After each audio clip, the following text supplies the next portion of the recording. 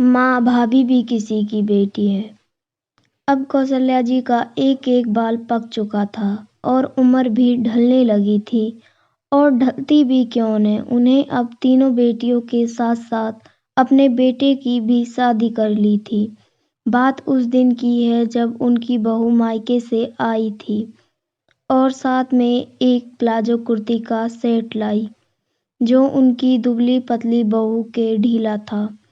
साथ ही उनकी मंझली बेटी का 7वां महीना लग गया था और कौशल्या जी चाहती कि उनकी बेटी मायके आ जाए, जिससे उसे डिलीवरी के समय कोई भी परेशानी न हो। माँ की जिद को सराखों पर रखकर और भाभी के साथ कुछ वक्त बिताने के लिए रति अपने मायके आ गई। आज रति का 8वां महीना लग गया था। माँ अब समझ नहीं आता कैसे कपड़े पहनूं। इस बढ़ते पेट के साथ जो भी पहन लो सब छोटा लगता है।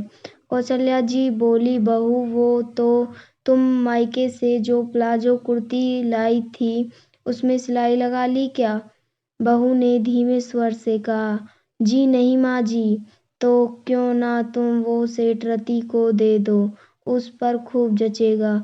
बहू ने फिर धीमे स्वर में कहा, पर माँ जी, परवर कुछ नहीं, ननद आई है, दे दो।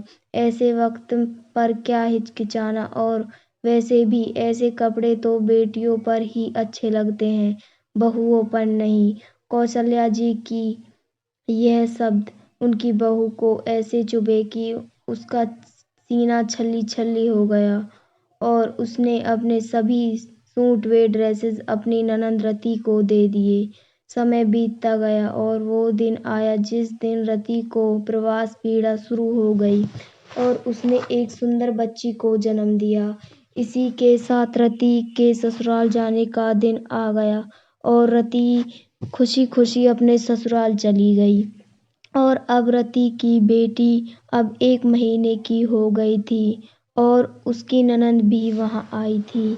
भाभी, यह प्लाजो कुर्ती तो बहुत सुंदर है, रति की ननंद ने कहा। तो क्या हुआ, रति इसे अपनी ननंद को दे दो, रति की सासू माँ ने कहा। तो अब रति ने चुपचाप वो सेट अपनी ननंद को दे दिया और आज रति को याद आया कि कैसे वो अपनी भाभी की खुशी मारकर वो सेट लाई थी और उसकी भाभी को कैसा लगा होगा। तभी रति ने अपनी माँ को फ़ोन किया और समझाया कि माँ, भाभी भी किसी की घर की बेटी हैं और आपको भी मुझ में और भाभी में कोई